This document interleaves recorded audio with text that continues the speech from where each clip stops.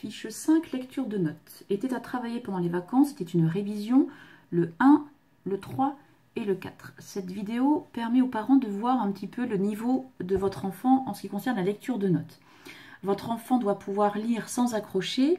Il doit pas, c'est pas grave s'il n'a pas encore une fluidité très régulière, mais il ne faut pas qu'il réfléchisse énormément.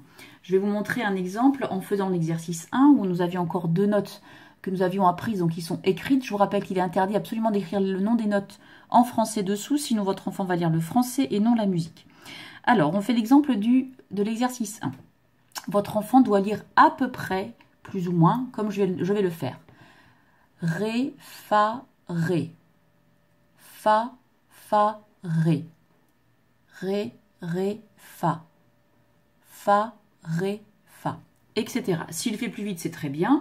S'il va un peu moins vite, bien prendre le temps de réviser cet exercice. Ils avaient également le 3. Dans le 3, il y a les notes que nous avions vues au tout début. Si vous voyez que votre enfant accroche, qu'il y a trop de notes, puisque là il y a 5 notes, n'hésitez pas à revenir sur la fiche 3. La fiche 3 que je n'ai pas là, bien sûr, donc je vais la rouvrir. La fiche 3, elle arrive. Ben, si je croyais qu'elle était ouverte, voilà. La fiche 3, n'hésitez pas à revenir sur le numéro 3 où nous avions vu Do, Mi, Sol. Voilà, votre enfant ne doit pas hésiter et doit lire à peu près comme ça. Do, Mi, Sol, ça c'est facile, évidemment. Do, Mi, Do. Mi, Sol, Mi.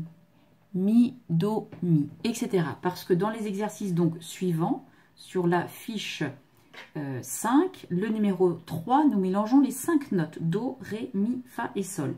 Donc là, ces exercices 3 et 4, insistez bien, ne prenez pas la fiche suivante si ce n'est pas encore très solide. Prenez un petit peu de temps.